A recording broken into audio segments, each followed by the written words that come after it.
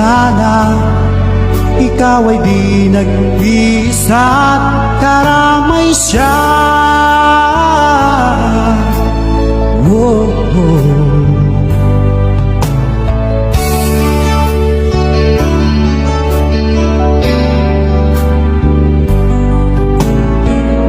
Ang ibon sa kaparangan